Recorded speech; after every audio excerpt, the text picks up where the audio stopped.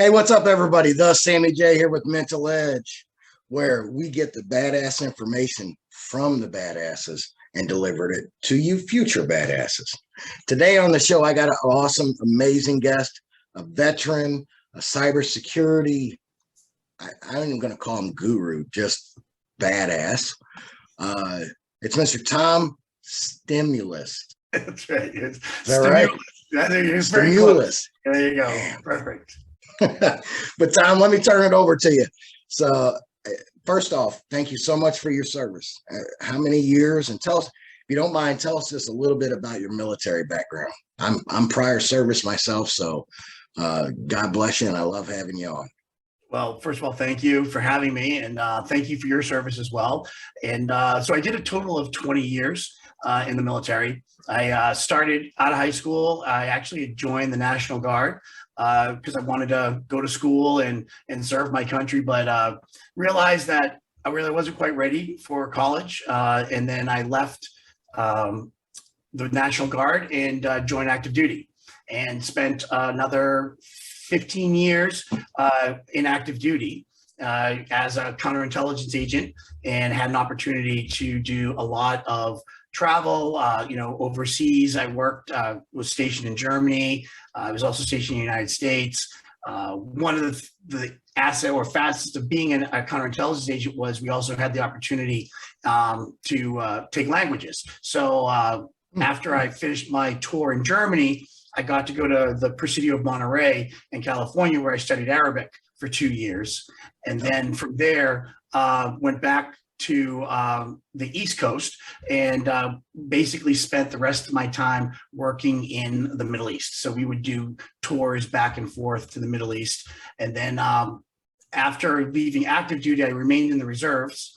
And so all that time, I had an opportunity to do Desert Shield. I did Desert Storm. And then I actually went back to Iraq in 2003, 2004 for Iraqi Freedom. So I really enjoyed, I love the military. I really did. I mean, it's hard on families, and it's hard on the people that you leave home. But I really love the Army. I love the brotherhood, the sisterhood. I'm still in contact with a lot of the people that I served with over my entire career. But I really appreciated the opportunity to do it, because not everybody does get to serve in the military. So I really consider it an honor.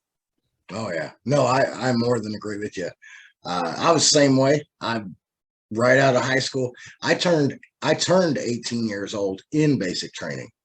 Okay. Like that's I cried that day. It was a sad day.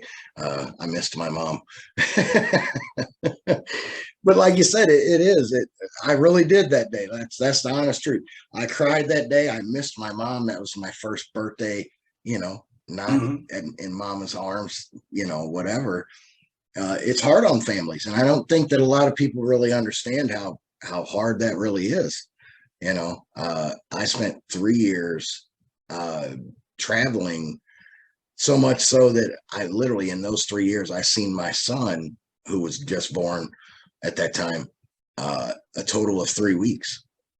Yeah. So between it does. Yeah, between training, and then I was over in Korea for a year, and Germany, and the soldiers, we always get the respect, and I'm like you. I appreciate it. I really do. I feel like I wish the families got more of the respect too, that they honestly deserve. The wives, the kids, just the loved ones. They're under a lot of stress too. So I think they've learned a lot of lessons, especially just from when I was in. So I got activated or went over in 2003 before the war actually started. And then I was there through 2004. When I came home, I landed, my family was there. I took a couple weeks off and then I went back to work, and you go several years into the future, and you had people that might have been coming back 2010, 2011. It was completely different. they came home. There were, people there meeting them, greeting them. They got tickets to go to different events. So it was the appreciation level of of society really grew, which I think is an amazing thing. And it also really grew for the families, because it really saw the hardships that the families had to endure, especially when they had, parents come home and surprise their kids at school, and they had video of that. They saw how much the separation has on it. So I really think that our society evolved, from it's just, soldiers deploying, and then to the impact. So that's a positive thing that I think occurred. I think, if you think about social media and all the things you don't like about it, there are some great things to it, where when you get to see, families coming back together after being separated for such a long time. Yeah, no, those always make me cry too. In case y'all haven't picked it up, I cry a lot, and that's okay. I'm wearing a pink shirt right now. I'm good with that.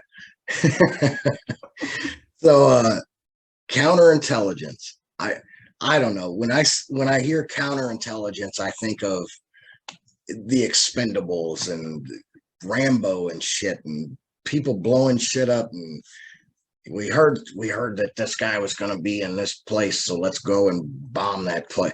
I don't know. Tell me a little bit about the counterintelligence. Like, what? It sounds freaking cool. It's one of those words that's just like, dude, that guy's awesome. He was counterintelligence. First of all, it's not like any of the three-letter agencies. Everything we do is considered overt. All right, we don't do anything covert. It's not like the movies, Mission Impossible. It's nothing like that whatsoever. What it really is we're kind of a part of a commander's force protection. So what we do human intelligence, and we have kind of two missions. There's a strategic mission and a tactical mission. And the strategic mission was preventing espionage against the Army.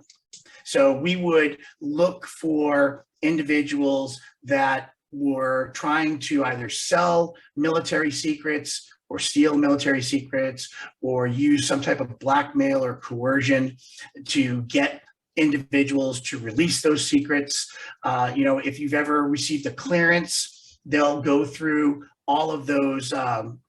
They'll look for certain things. You fill out your finances and who you associate with, and foreign nationals. And basically the whole purpose of a clearance is to identify if you could be subject to blackmail or coercion to give up what you may have access to. That's the strategic side that we did. On the tactical side, it was, being in the community with the local nationals. So when we were in Iraq, we'd be down, we'd have our area that we had to, a lot like, like the military police, they had their force protection. What we would do is we would go down and talk to local nationals, try to get an understanding of their feelings toward military forces. Are there things that we need to be aware of? Are there individuals that may want to harm the military? And we would try to collect that information. And that would be through, just general conversation, being in the community, letting them know that we're approachable, helping out where we can. And you would take that information and bring that back to the commanders to let them know, because that might help them determine convoy routes, whether they need more military in a certain area. So really, it's not as glamorous as movies want to make it out to be. There were guys that were in far more harm's way. You got your bomb detection guys that are diffusing bombs, but we would try to help identify if we knew that there were routes that the enemy was going to put bombs. Then we would want to share that so that our convoys weren't impacted, and the people that needed to do the bomb diffusion would be able to get to it before we had casualties. Our whole purpose was to help with protecting U.S. forces while we were in a foreign area. No, and that is truly amazing. I know that I appreciate that, because a lot of people, until you're put on that road that you travel every day and it looks exactly the same, nothing changes, and then all of a sudden one day there's a weird looking Coke bottle and you're like, that wasn't there yesterday, and you notice that stuff because now you're trained, that's what you should notice, and you go and you stop and you call EOD and you say, hey, we don't know, there's something weird going on, there's a Coke bottle, wasn't there yesterday, ain't been nobody around here.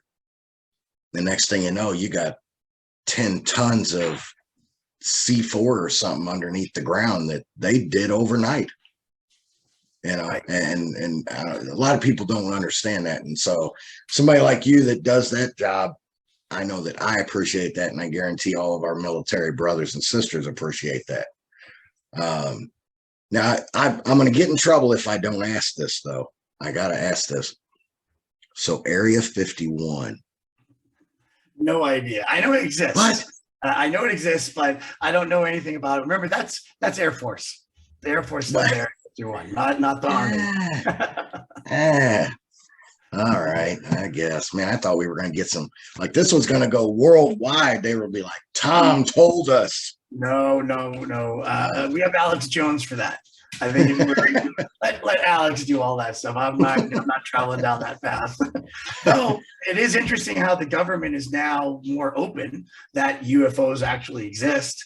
So it'll be interesting to see as the government starts to release information, or how, so it'll be interesting to see. I think a lot of people are unsure, understand, but I think Alex Jones does a great job of dealing with all of that Illuminati, Area 51, every conspiracy theory in the world. I mean, he's definitely he's enjoyable to listen to if you can take it with small pieces. The Illuminati, now that's a whole different, ball game there. That's yes.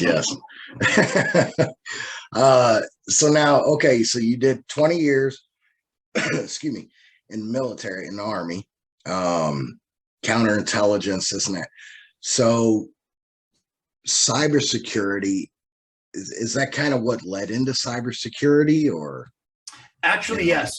So if you think pre-internet, so we're talking like late 90s, and if you've ever watched the movie War Games, you know they used dial-up modem, and he went to get that game. Well, that's a lot. We had message boards, dial-up modems, but everybody thought the government had all this information, and you'd have a lot of kids and individuals trying to just access government sites, and they would do it through their modems. And I know people on the listening to us like, what's a modem?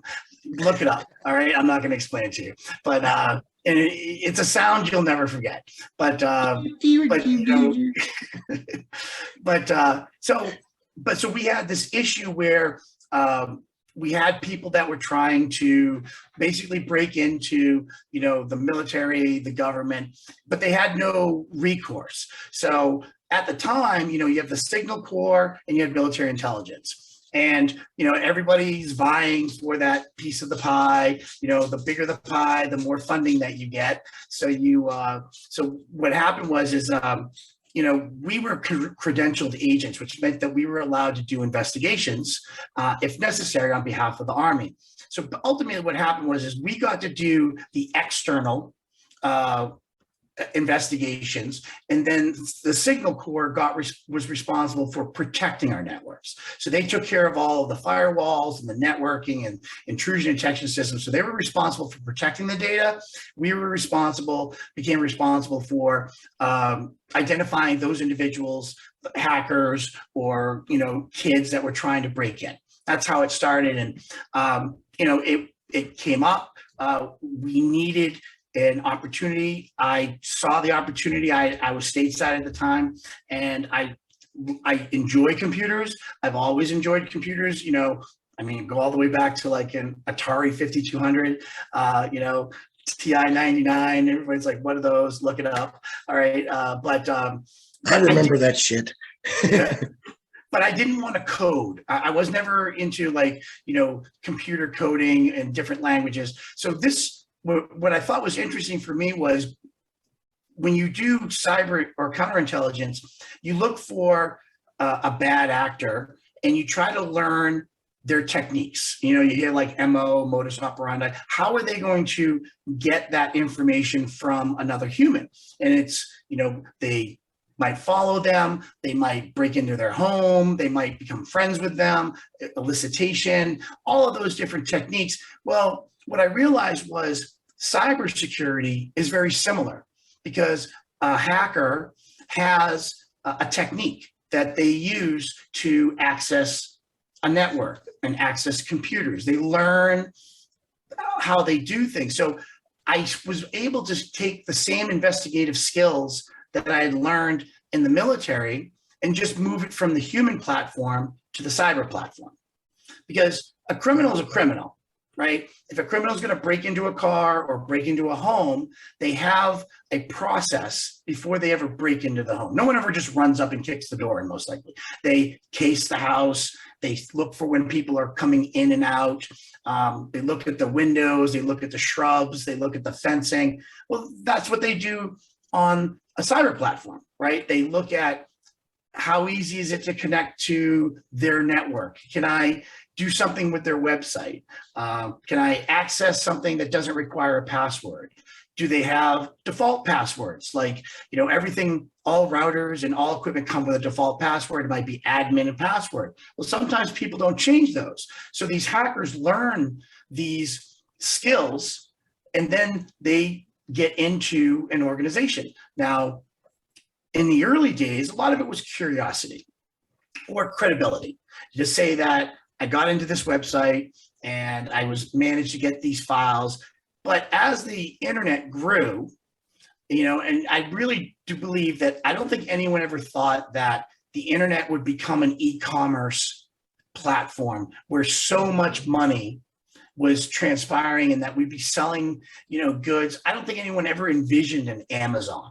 You know, when they first started the internet, it was really colleges and the defense or Department of Defense creating a communication network to be able to communicate in the event of a major conflict, right? So if our regular radios went down, they would be able to communicate.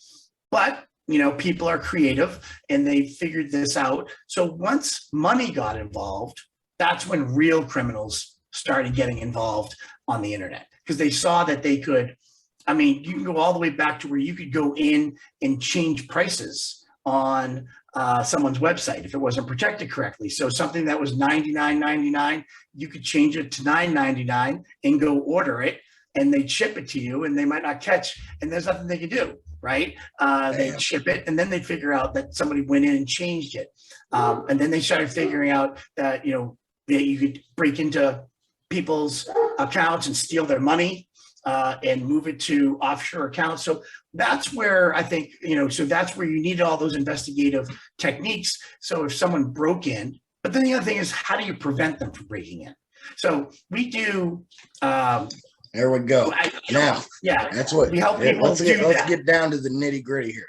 What's a couple things me as Sammy Farron sitting in my house that don't know shit about shit?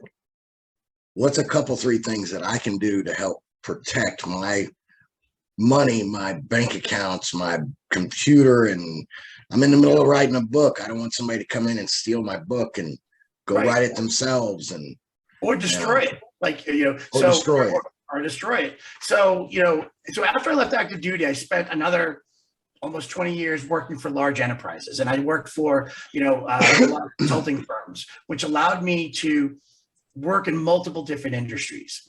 Back in 2018, now I live in Virginia, and I was living in Northern Virginia, and it's very populated, very busy area, right? I didn't want to live there anymore, so I moved further west in Virginia. But at that time, I had always wanted to start my own company. So when I left Northern Virginia, I moved out to an area called Winchester in Virginia and bought property, quit my firm, and said, all right, what am I going to do?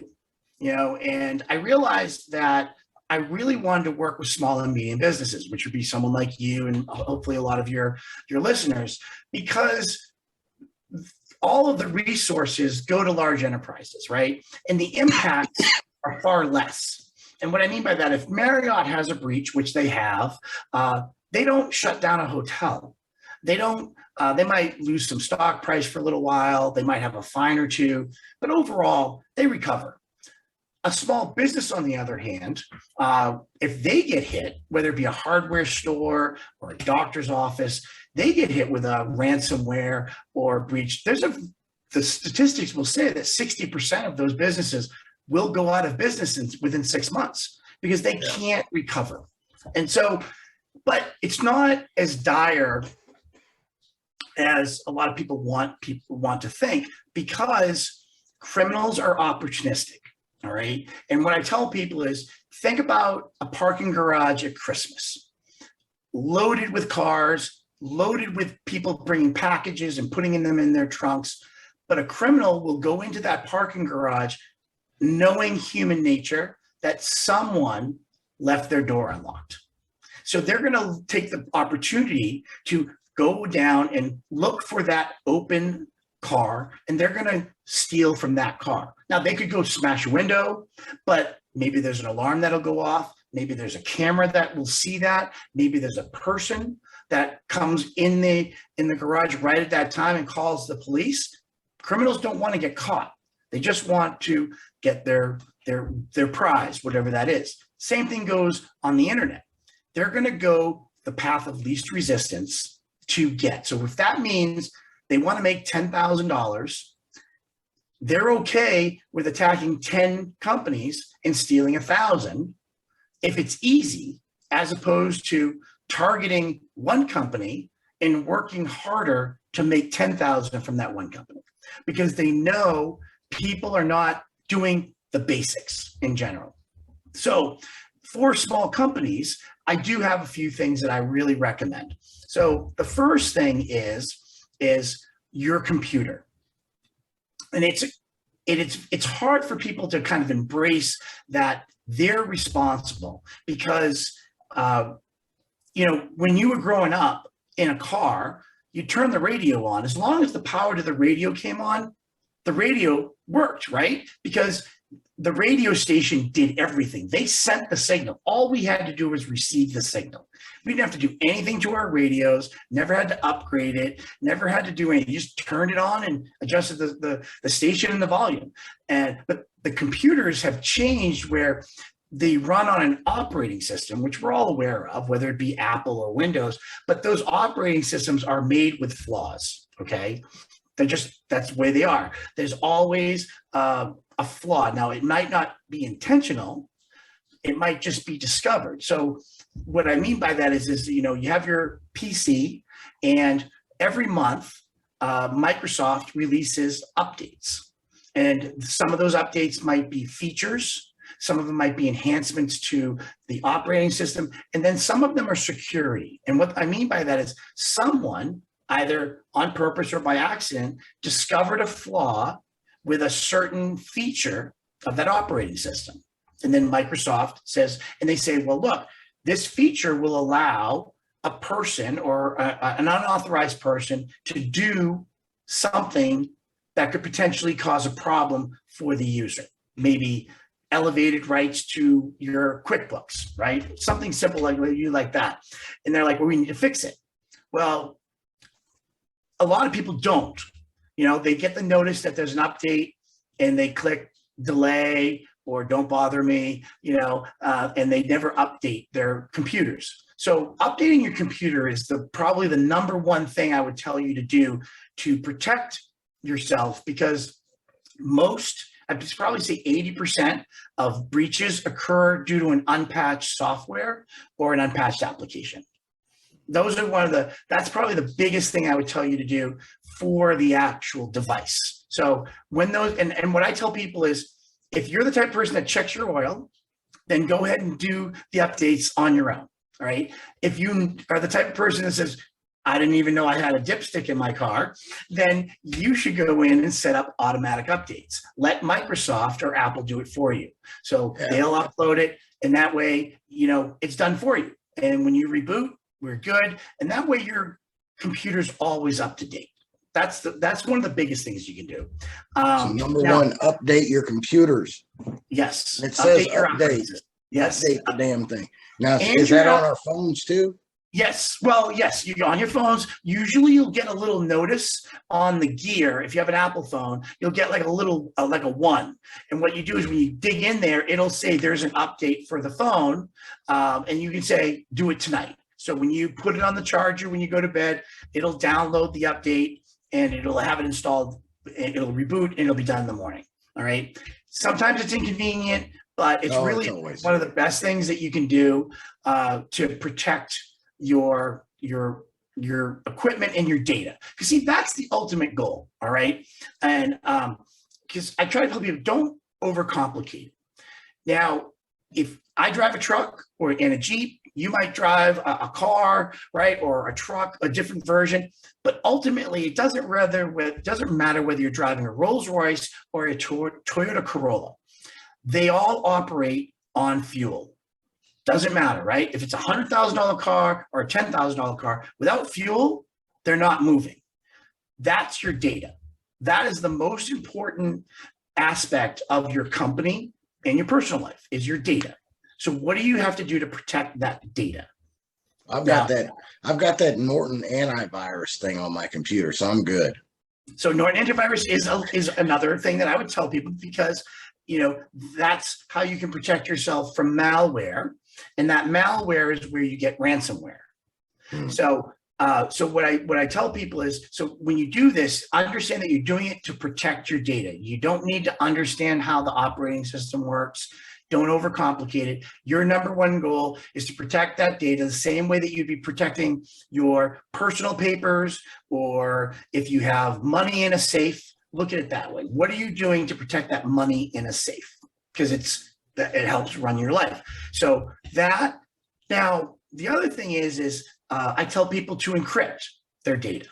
And the reason you want to encrypt your data is because if someone breaks in and you have proprietary data or you have customer information, social security numbers, addresses, bank account information, depends on what your business is. You have all different types of data. Could be medical data if you're a dentist or a doctor, or if you're a medical transcriptionist that works for a doctor, you've got all that medical data. All of that is regulated, but we'll touch on that in a second.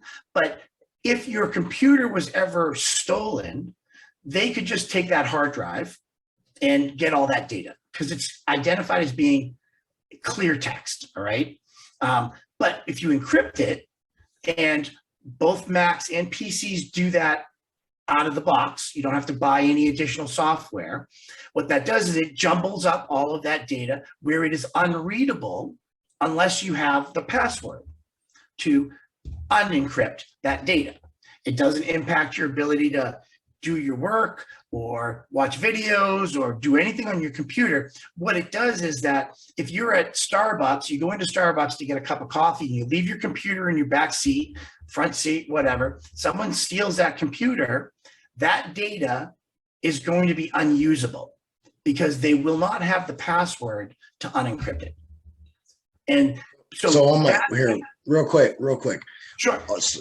How, I've heard the word encrypt, this and that. So what is that? Just something I can do on my computer? Like, is there a button? Is there like, how do you? It's like 3 clicks on a Mac. Do you use a Mac? No, I don't know. Okay, so PC is a little bit different, but it's with a Mac, you go up to the Apple, you open up it, you click Privacy Security, you click File Vault, you click Turn on File Vault, it asks you for a password, you're done. It encrypts it from that point forward. It might take a day or two, depending on how often you're using it. It'll encrypt it in the background, so it still needs the CPU, but within a day or so, it's completely encrypted. So right? Is that something I turn on and I turn off and then I turn on? You turn it on and you never turn it off. Whenever you log into your computer, I tell everybody they should always have a login on their computer. Even if you live alone, you should have a login. As soon as you log in, then all of that data is unencrypted for your use. Whenever if you know the password. Right, if you know the password. And then if you log out or shut your machine down, it becomes encrypted so that no one can steal that data without that password.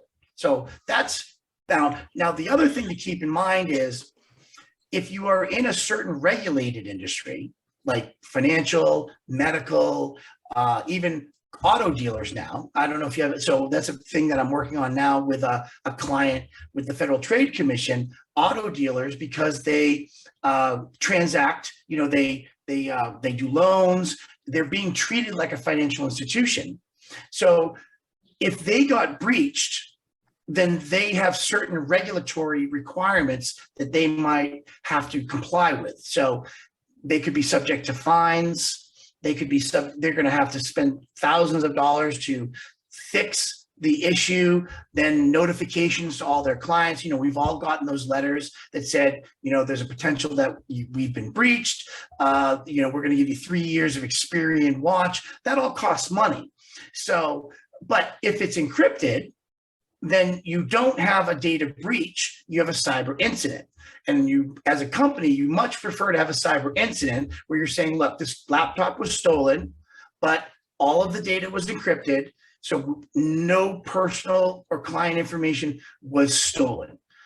If it was stolen, that's when you could be subject to fines and in regulatory challenges. So encrypting it really protects your business. It also protects as a personal person, whether it be, your tax returns, private information, you really I tell everybody, encrypt your laptop, encrypt your phone, and you're good. So that's two things.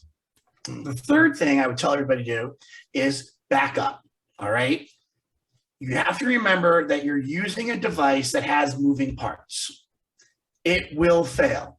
It always will fail. Okay. It's not a piece of paper and it's not a pencil that you write and you put in your safe. It has moving parts. It will break, and it will break at the most inopportune times.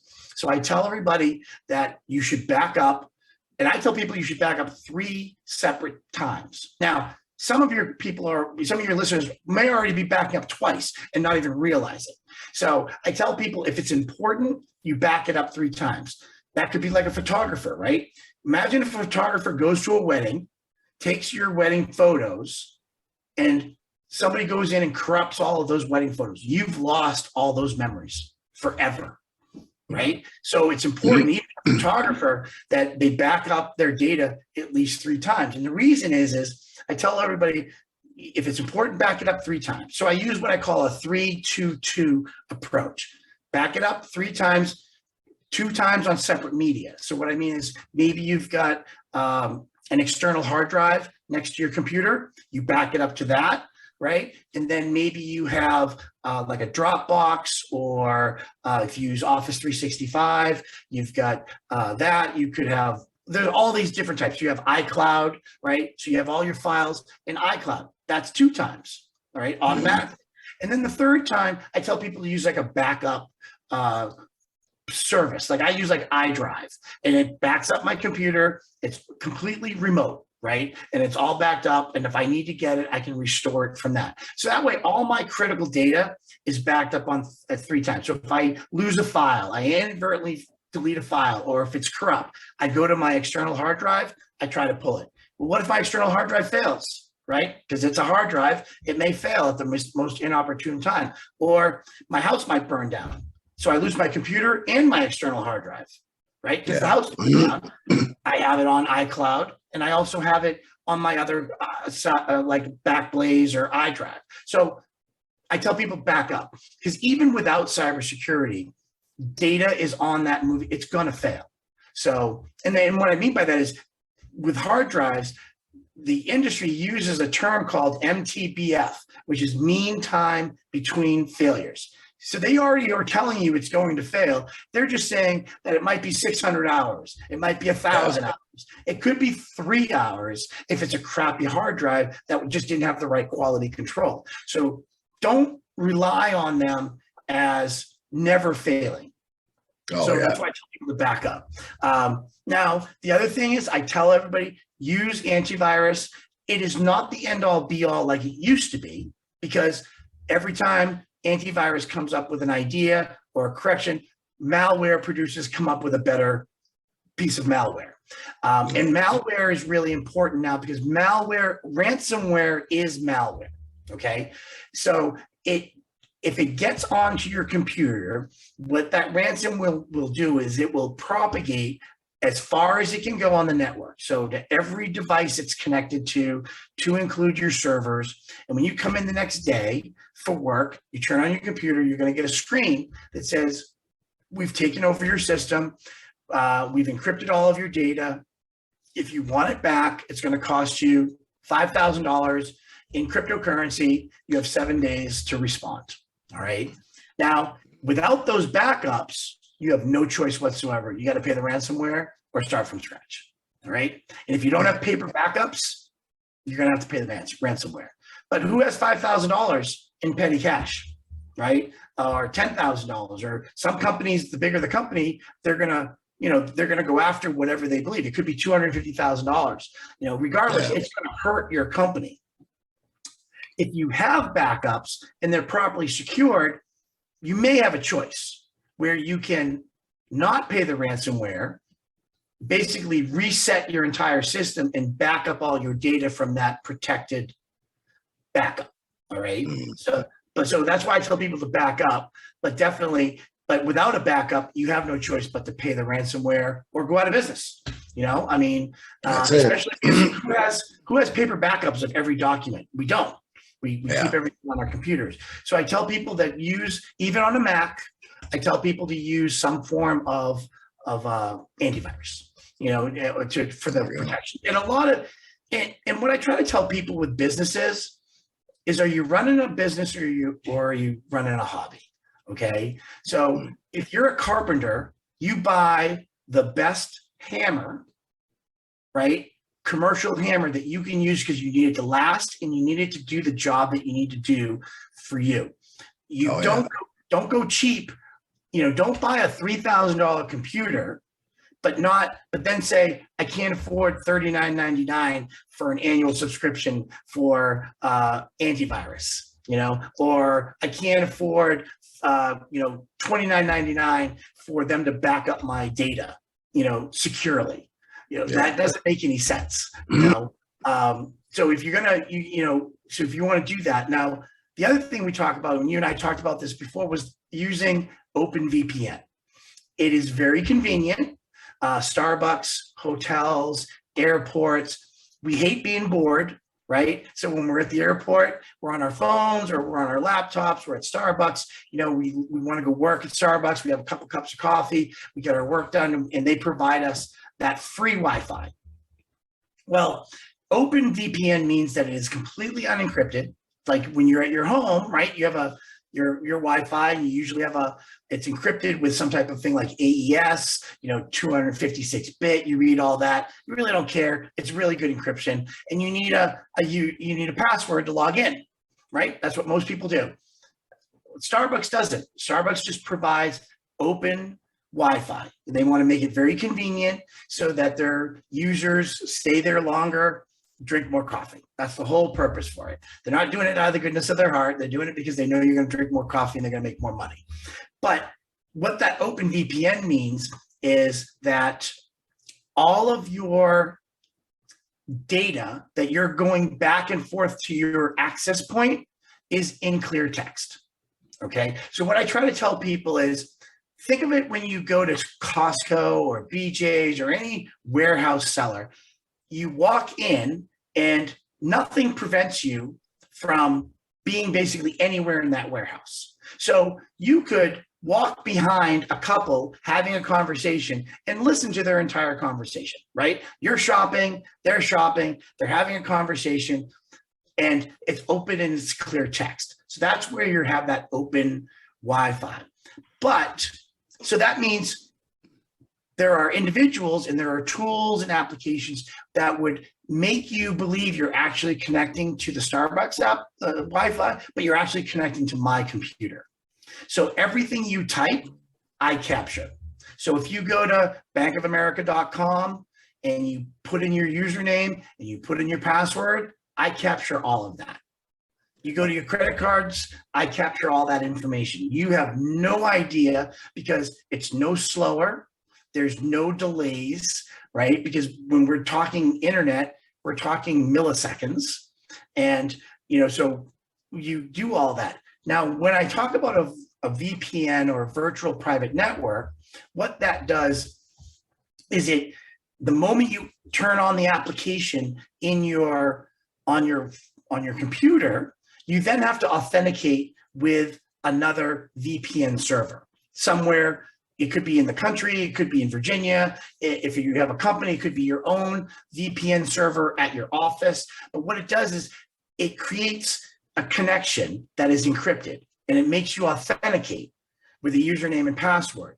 Once that's communicated, right, everything you type goes through that application to that VPN server out.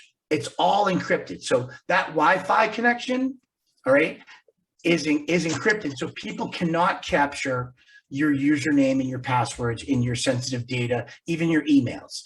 So that's why I tell everybody, if you're going to use OpenVPN, use it either with a MiFi, which we have that's using the Verizon network. That's not Wi-Fi, that's encrypted. Or use your phone as a hotspot. Again, that's AT&T's telephone network, which is encrypted, but don't use open Wi-Fi without a VPN. Now, let me just clarify. If you're at Starbucks and all you're doing is watching YouTube and TikTok, okay, I don't care about the VPN. But if you're doing anything sensitive in nature, whether it be your business or paying bills or shopping on Amazon, that's when you want to be on a VPN or you want to be on your cellular network. So don't worry about a VPN for just watching videos. I don't care about that. That's fine. But the one thing also with our phones, Apple tries to make things very convenient, which we appreciate. But if you've ever connected to that Wi-Fi before, Apple will remember that network and it will automatically connect to that network the next time you go to Starbucks, unless you go in your settings and tell it, don't connect without asking. So when you get to Starbucks, you say, do you want to connect to the network? You're like, no, all right, because you're going to do bill paying. Or you're going to be like, yes, because you're just going to, TikTok, Instagram, stuff like that. So, you want to make sure you turn that off. You want to make sure that your phone asks you before it connects to some network that could potentially be open and dangerous. Gotcha. Well, so Tom, I would say those are the big things that I would do. My mind is going 100 miles an hour right now. Here's what I'll tell everybody. If you didn't understand even one thing he said, or you understood everything except for one thing, anyway around, you need to call Tom. I'm going to have all of his links, his social media, everything, so you can get a hold of him and get a better understanding of, like me personally, I ain't gonna lie, there was a lot of things that I know we covered a lot, or he covered a lot. I sat here just like you guys, listening and learning, but it all makes sense. It's like, look, these phones right now, especially, even more than our computers, are a huge part of our lives, financially, personally, everything. And we need to stay protected in that world. Just like walking down the street, you better have some ninja skills to fight off whoever's going to come at you, and that's what Tom is. Tom's the computer ninja, and he's going to whoop somebody's ass. That way they don't get in your shit. But now, literally, Tom, I could sit here and listen to you all day and not understand half of it, but be educated on it. And I think that's a huge thing that you're doing, is just, especially like you say, the small businesses. If you own a small business, call him, educate yourself, see how he can help you out. Because I guarantee there's a lot he could help me out with. And it doesn't matter if and tell me if I'm wrong, it doesn't matter if you're a one-man crew or you got 150 employees. Right. Either way around, you need to be protected. Well, basically, if you're using data to run your business, then yes, you need to be protected. So, if you can live without your computer and still run your business, okay, maybe we don't need to talk immediately, but if you need that data to run your business, then yes, you are at risk. Yeah. And that's, you know, Tom, do you got anything you want to throw out to anybody? Go ahead and tell everybody what is the easiest way to get a hold of you? So there's a couple ways. So I was going to say, so on my website, which is tngllc.com, I have a resources section. So I did a lot of work with our Small Business Development Center, where I was doing webinars, and I would do a Facebook Live every Tuesday for about 5 to 10 minutes. And I talked about a lot of these topics, from encryption, regulatory, why you need a firewall, why it's important to patch. I would just encourage them, before they even call me, go check out some of those videos. It's all great information. I promise you it's accurate, all right, because I'm not trying to sell anything. I did it all for free, and it was really just to educate, because I think I don't believe in what the term FUD, which is fear, uncertainty, and doubt. I don't believe in scaring people into giving me money to help them. I want them to understand why they're doing it, so that they understand that it's an investment, and that honestly, it's a differentiator.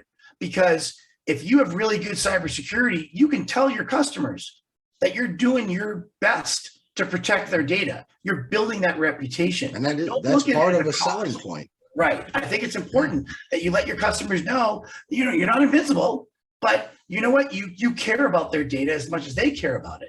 So I would start there, and then the links in there. I'm on Instagram. I'm on Facebook. Someone want to DM me if they have questions. I'm happy to answer them. Tell us that website one more time. It's tngllc.com. So True North Group. So just use the first 3 letters of that. And that's my website. I have information on what I do. If you have, I have a way to contact me. I think my email is going to be in there. If someone wants to send me an email, I'll be happy to respond. The only thing I would say is just, if you heard me on the podcast, just say, hey, I heard you on Sammy's podcast, and I've got a question. Then I know, because I also get a lot of spam from people. We all do on email. So I want to make sure I answer any of your clients. No, that is awesome. Tom, thank you so much for hanging out today, feeding us a bunch of badass knowledge, man. This is exactly what I want to bring to people, is the stuff that, dude, I don't think about. When it pops up on my computer, on my phone, and says, hey, update, I'm one of those guys up until today that was like, dude, I'm busy. I'll update whenever I get ready, because I don't care. Now, I guarantee you, when I see that update, I'm going to go, Tom said, and I'm going to update. Important, because we love our companies. We work really hard. It's foolish to let some criminal ruin it. When it's avoidable, it's totally avoidable. And that's all I'm trying to do. I just want our small businesses, we wait so long to start them. This is just one way to stay in business. Beautiful. I love it. Thank you again, Tom. And y'all make sure you go follow him on Instagram. Go check out his website, and give the man a lot of love. And if you can, ask him some questions. I guarantee I got some. So until next time, I am out. I am the Sammy J. God bless you. Boom.